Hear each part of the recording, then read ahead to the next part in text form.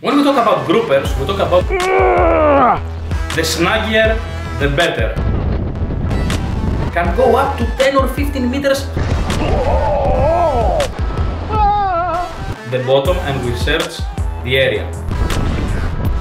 Northern Italy or even France. Everything that happens around them. Natural habitat. This is a good example. Not in the rock, come on.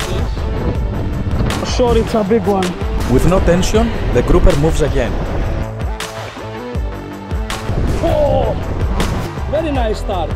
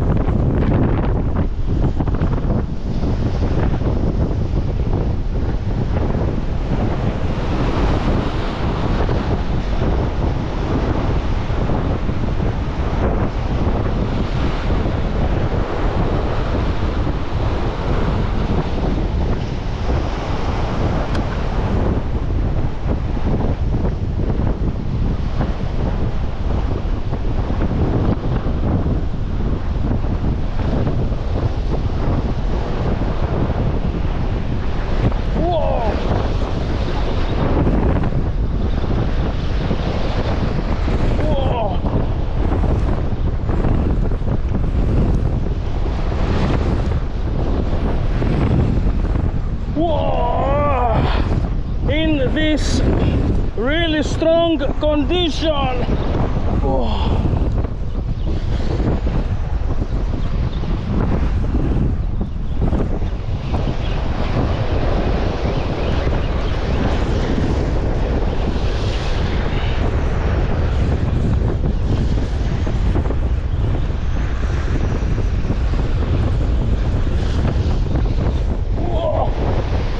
Ho ho! Ooh! Okay! Guys!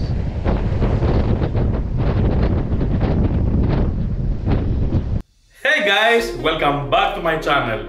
Thank you for your huge support and thank you for being with me and supporting me no matter what. I'm really happy that I saw that you really enjoyed the fish species and how to get them and all the strategic things we do in order to conquer them. Especially in my last amberjack video, link is up here, you guys asked for more species. So we are coming now with the second one, that is the grouper. Groupers, fish that love to hide, powerful fish, not very smart, but really hard opponents. So, will we ever get all the groupers we get? No. But in this video we're going to see some tips of how to get them easier and how to get most of them. So, here we go.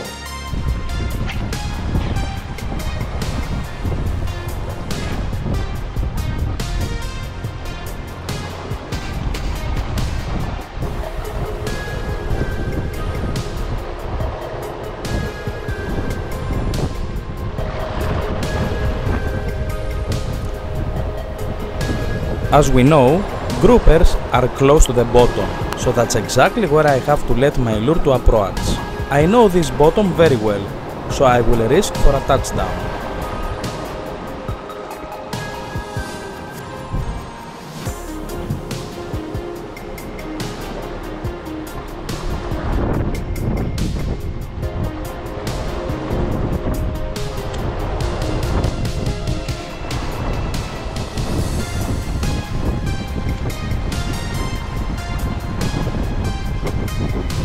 Steady retrieve along with twitches is super effective for groupers.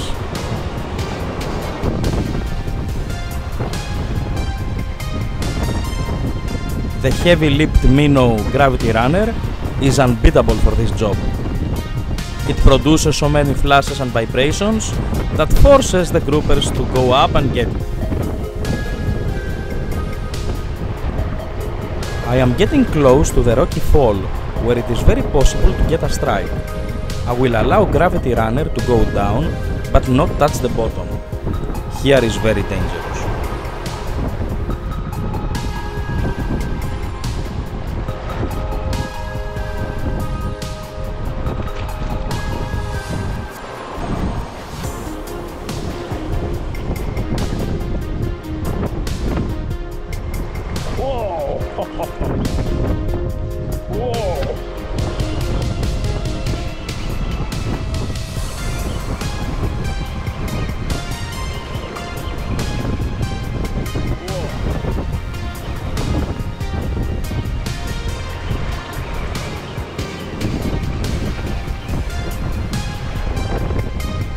Gravity Runner!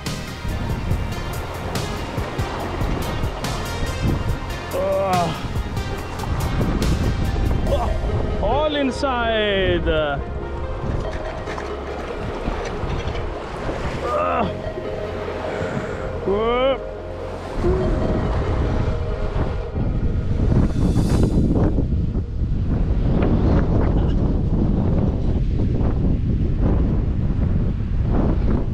Guys, if you enjoy my videos, then give this poor bald guy a subscription.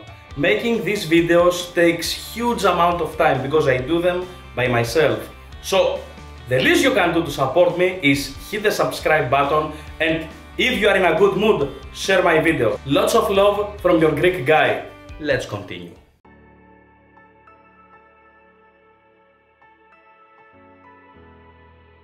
When we talk about groupers, we talk about members of the Pinnephelidae family that they all have one common. They love to live in burrows or caves or holes on the bottom. Having said that, it's very easy to understand that we are talking about some hard to get fish. You might be surprised, but groupers have a very good eyesight, allowing them to see from far anything that swims around, and a very sensitive lateral line that informs them about everything that happens around them. There are several types of groupers. It is the mottled grouper, the gold-blotched grouper, the dusky grouper, with a white grouper. So, are all groupers the same? More or less, yes, but there are some distinctive features that separate them. We are going to talk in this video about grouper species in general, but we will mostly focus on gold-blotched grouper because it is the most common species in central Mediterranean. I know that in some areas it's not very popular, like northern Italy or even France. However, it's still the most popular species in Mediterranean, so this is going to be the main focus, but everything we're going to say more or less applies to the other grouper species as well. Let's go. The main characteristics of groupers are their powerful spikes, their robust appearance, and their powerful character. However, these species are not like pelagics that can run for miles until they get your lure. They must be in the right mood in order to do so. So since most of them live in burrows or holes, your lure must approach their natural habitat. So, you have to bring your lure close to the bottom. Ouch. But if you want to make an omelette, you have to break some eggs. Otherwise, you can fish from the surface for bonitos, right? So when groupers are in the mood to attack, they will bite your lure from a few centimeters from the entrance of the burrow up to some meters, depending on the species. Dusky groupers won't go far from a couple of meters from their hole, while gold-blotched groupers can go up to 10 or 15 meters high to strike on a lure only when they are in the mood, and that's important. So what makes the mood of a grouper to strike? Yes, you might pass your lure several times a day in front of a grouper and won't attack until it's the right time. So the right time could be depending the wind, barometric pressure, swell, and time of the day. Groupers are extremely active during early hours and late hours, 1 hour before and after dark, and 1 hour before and after sunrise. These are perfect hours for them to hunt, but they can hunt also in the mid of the day if they feel so. You can find more details about barometric pressure, wind conditions and other things to the link up here, that what makes fish actually go crazy for our lures. Watch this video and comment.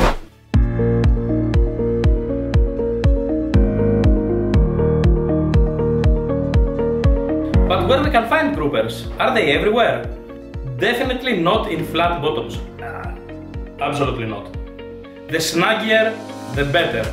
But guys, standing on a rock and casting in the sea doesn't mean that it's the right place. There are several kilometers of coastline out there that outside of the water is rocky, but inside is sandy or mud. And these are not the places you should be. This is a good example. And here we can see, because it's not deep, that it's sandy. But in deeper places we can't know. And you might cast and see dark blue in front of you, but eventually the bottom is sand and you don't get the fish. If you get a dragonfish or a lizardfish, no, guys, leave. You don't want to stay there. You don't want to spend your day there. If you have snags, it means that the bottom is rough, so it gives the adequate caves for these fish species to live happily. If you can confirm visually or by experience or as a tip from other anglers that an area or a coastline is really rocky inside, then that's the first thing you need. Rocky bottom. Guys, rocky bottom. Rocky coastline and rocky, wild, hard bottom. Rocky, wild, hard bottom. That sounds kinky, right? In areas that you are in a rocky place and there are rocks around and then starts the sand, your only chances to get a fish is at the distance where rocks exist. After that, no chance. So in these cases you shouldn't try too much. You make some casts and you go.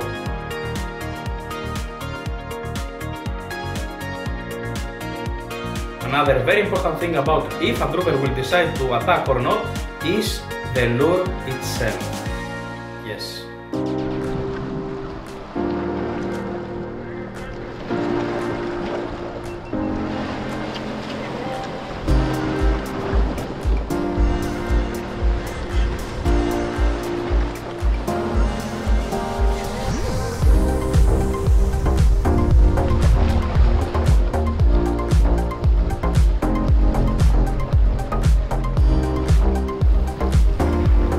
The bottom here is mixed with Posidonia and rocks. I'm allowing Gravity Runner to reach the bottom, but I won't allow it to touch down, otherwise it will grab Posidonia. I don't want to alert the fish, because grabbing Posidonia and retrieve your lure to clean it and cast it again really gives a good impression to the bottom fish about what's happening around.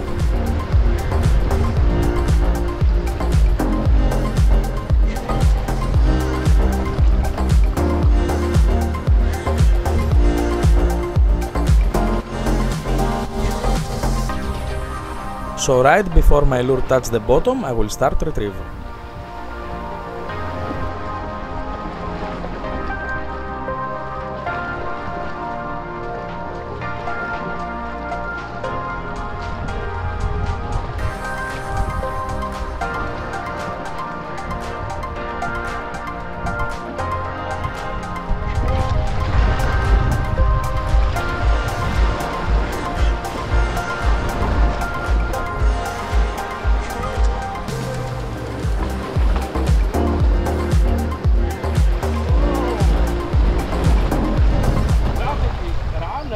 This fish reacts very strong and very similar like a snapper. It really confuses me. Watch the rod.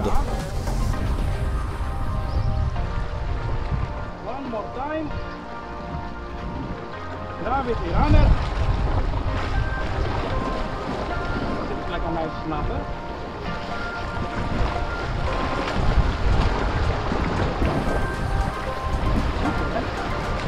This is a big grouper. Oh, green eye grouper. Oh. Yes, green eye grouper. This is why it's so aggressive.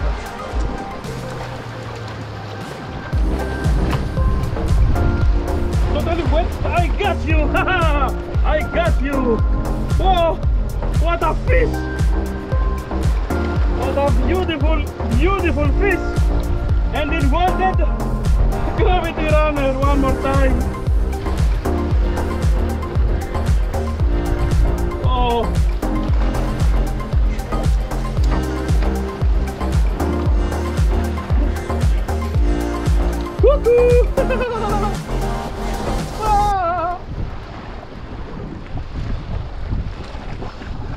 So it's good to know that the type of the lure, depending the day, could judge if the grouper will strike or not.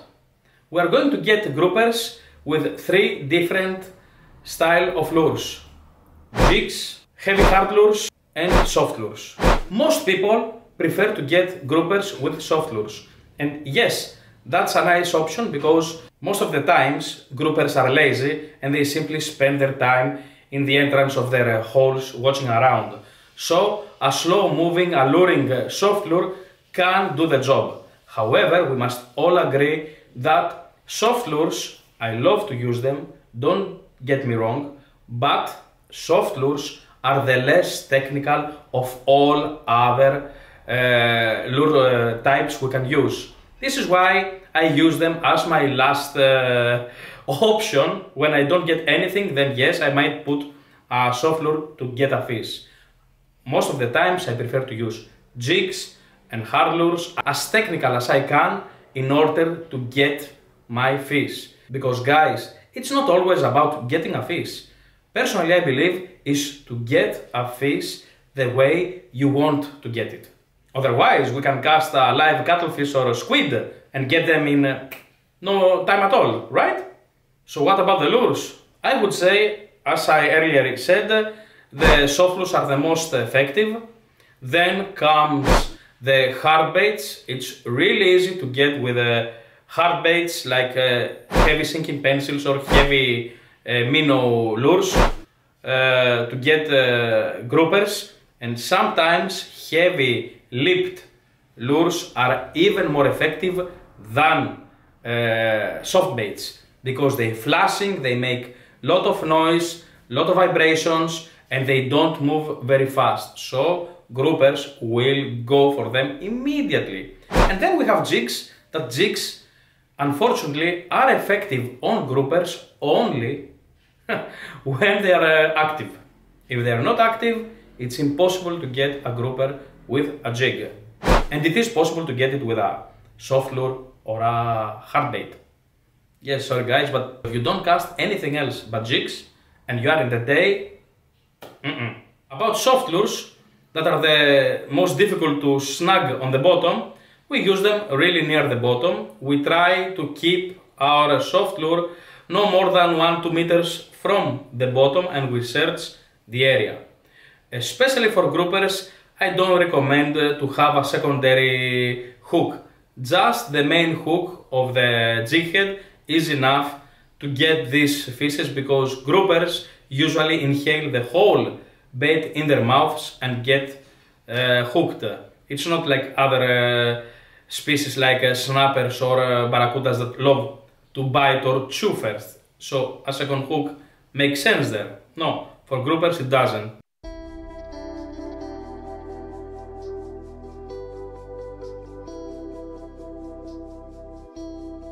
About hard lures. Groupers, as I said, they love it. They love hard lures that pass on the level where they hunt. But hard lures are way easier to snag because they have 1 or 2 trebles, usually 2 trebles, sometimes even 3, on the underside of the belly. So it's really dangerous. So I suggest that if you know the exact depth of your area that you fish and the diving ability of your lure, then you should keep it close to the bottom. And if they are in an active hour, on an active day, don't worry, even 3, 4 or 5 meters, sometimes even 10 meters higher from the bottom, they will go up and get your lure. However, keeping hard lures close to the bottom is easy as long as you have perception and you know the depth and the diving level of your lure. Hard lures, as I said, they flash more, they rattle more, they make stronger vibrations, and these are things that can make even a boring grouper to go up and smash your lure.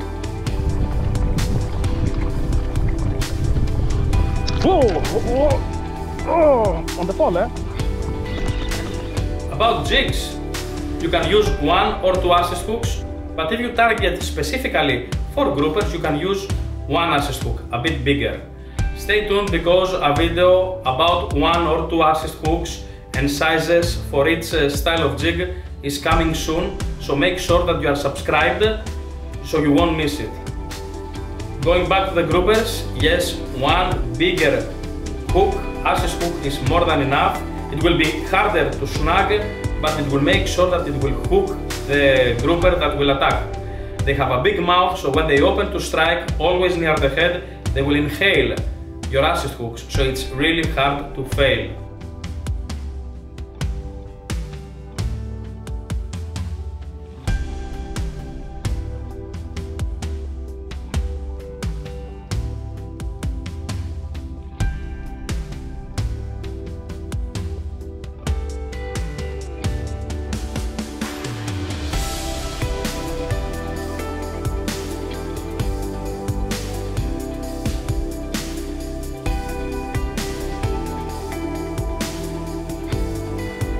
Groupers will run wherever they can to get hold on.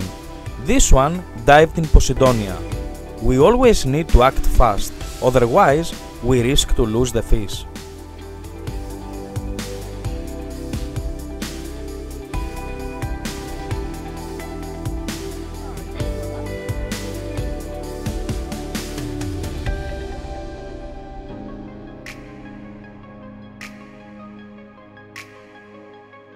However, using a jig for groupers, you need a medium to slow tempo. You cannot jig the same way you jig for amberjacks. Of course, you might get a grouper, but in general, you won't.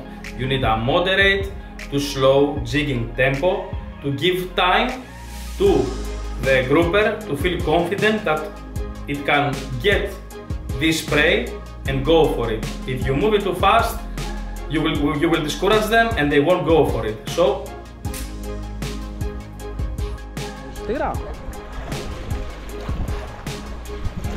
this looks like a grouper.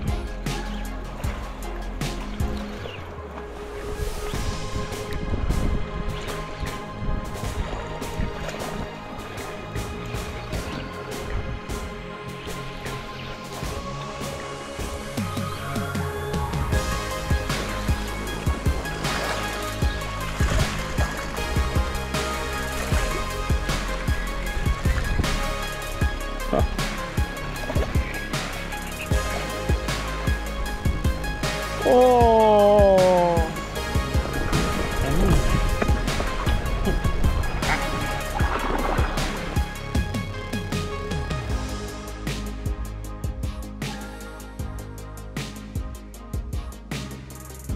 So, what do we do after we get a strike from a grouper? If you get a strike from a grouper while you're fishing without any particular target, you will react as you normally react, especially in short jigging or heavy lure rock fishing. You simply have a preset of drag power up 5 kilos and higher, and you start to pump like crazy.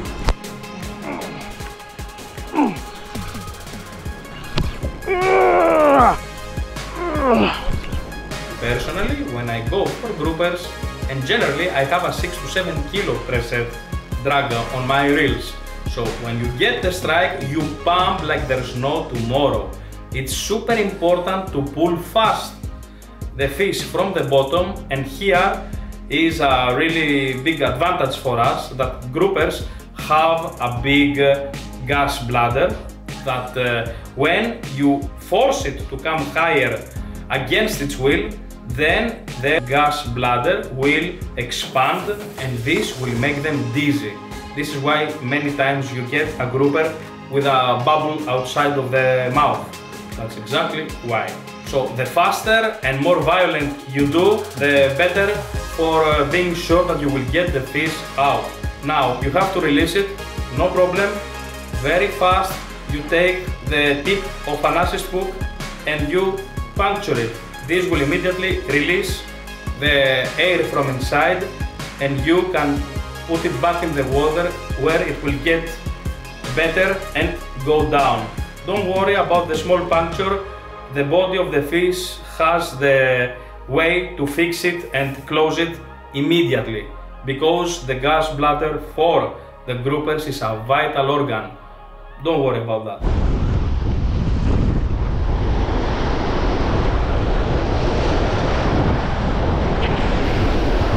With powerful lateral wind, only heavy-lipped lures can serve as well.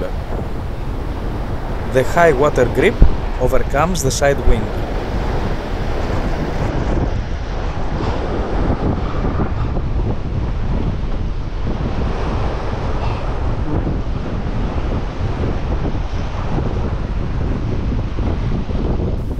In general, when you go for groupers and you target groupers, you need a strong rod you can trust.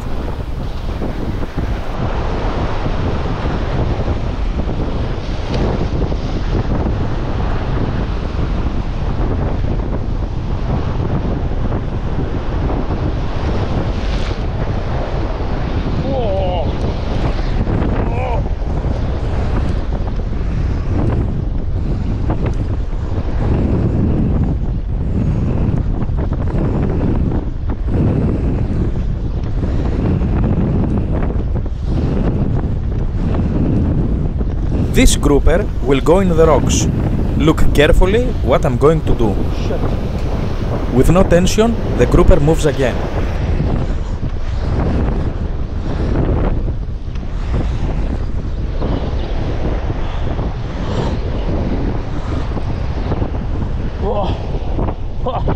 Come here. Yeah. Ooh. Oh yeah.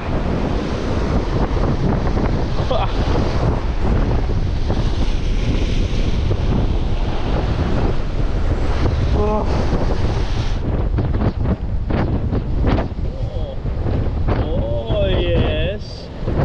A nice fish. Nice fish, yeah. However, if you are not fast, the groupers can go to their main hole, especially if they strike on the first drop of your lure that you are not ready and you have a lot of slack line. So if they get it, they can run directly to their main hole and then you have absolutely no chance to get the fish out. Impossible. It's their main cave, it's familiar for them, they will stay there forever. At least the whole day that you are going fishing, maybe the next and the next day, because these fish don't need to eat every day. So, But luckily, most of the times we get strikes during fishing, so that means that the fish will strike away from the main hole, and in this case, when you start pulling, you bring it towards you. So the fish, since it cannot go against to go to the main hole, it will try to go to a temporary hole. That is the first thing it will find in front of it. That can be a small hole or a big rock where it will go and stay stuck on the sides. But that feels for you the same like it's in a hole. And believe me, no matter how much you try to take it out, you won't, because it opens the gills and stucks there, and your leader or line goes up on the rock and then comes to you, so you have a rubbing area of the line. So you don't want to put too much effort, you will lose it. In this case, you have to stop, apply tension to the fish. You put the rod down, open the bail, or if you don't want to open the bail and you have enough curve, keep the bail closed the rod sometimes very close to the water, and you watch at the line. You wait as much as it takes. You can wait from 3 to 5 minutes up to 20 or 30 minutes.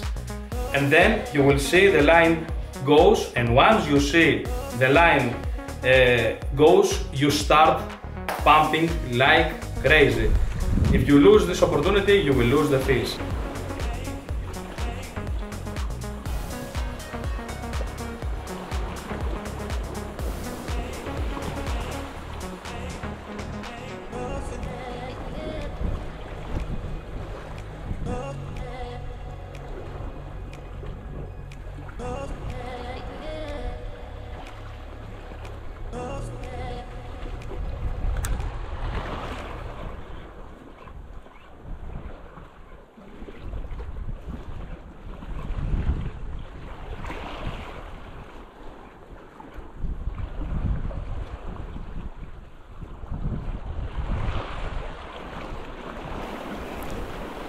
Sometimes, long and slim lures like Deep Walker can give results in very inactive days, like today.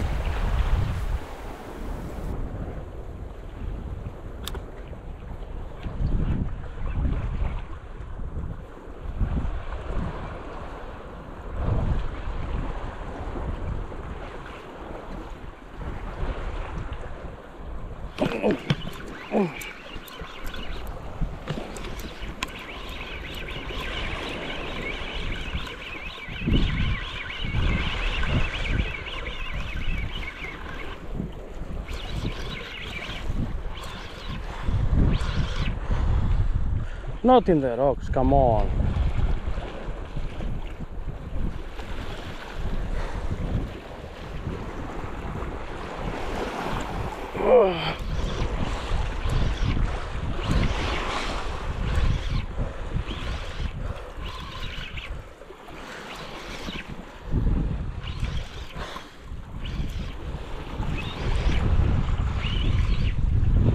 Yes.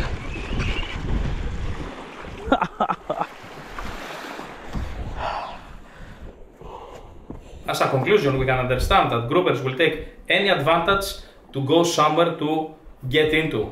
You don't want that. Very nice start.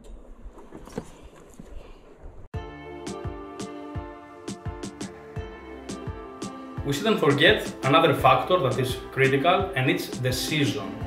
Generally, we are going to find most groupers during late spring, early summer up to January. However, it's not uncommon to get also groupers during February, March or April that the waters are really cold and they prefer to stay deeper. However, it is possible, and during this time sometimes we get really big fish, but as I said, the majority of catches is from May to January.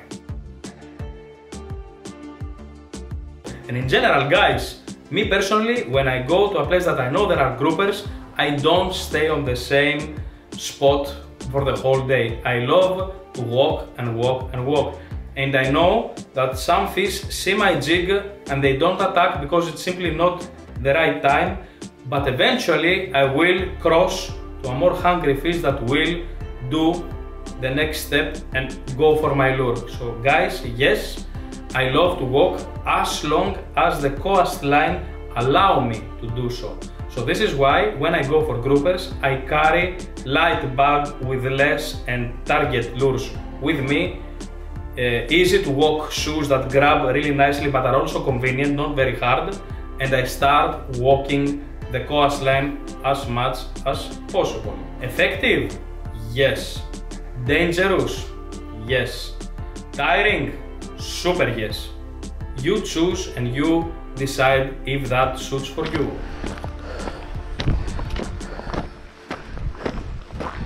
Γεια σου.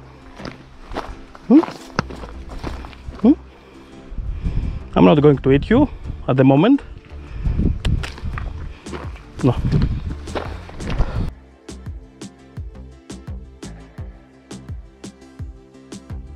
Guys, it's very important to understand that Groupers are very vulnerable species.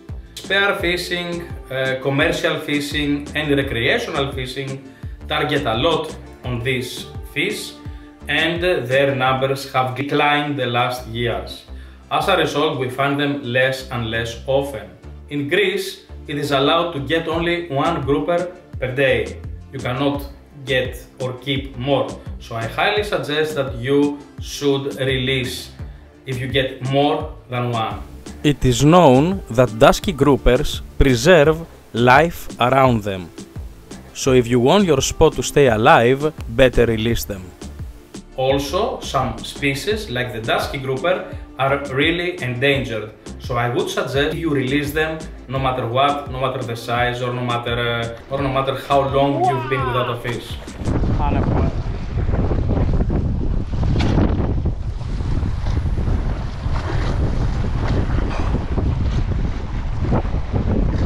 Thank you.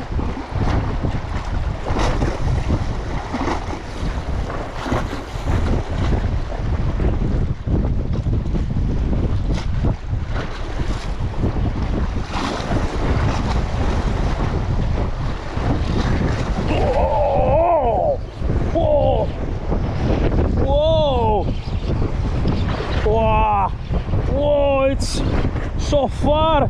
No. So far behind the rocks. It's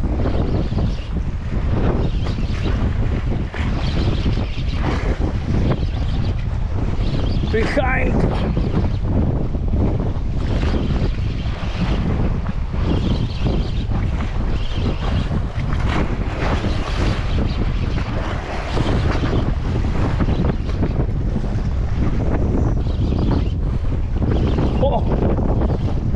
Can feel all the rocks.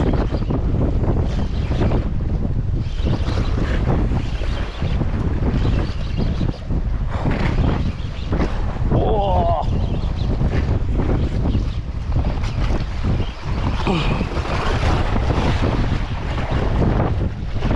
Not on the rocks.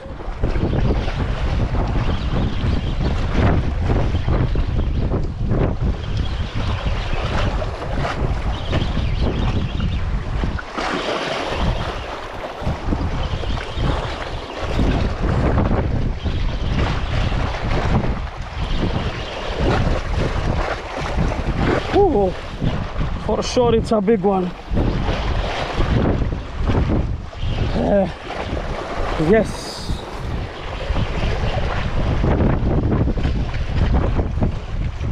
Oh.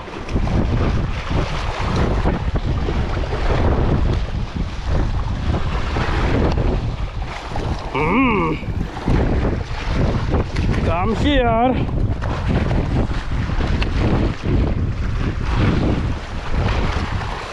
Whoa. Whoa.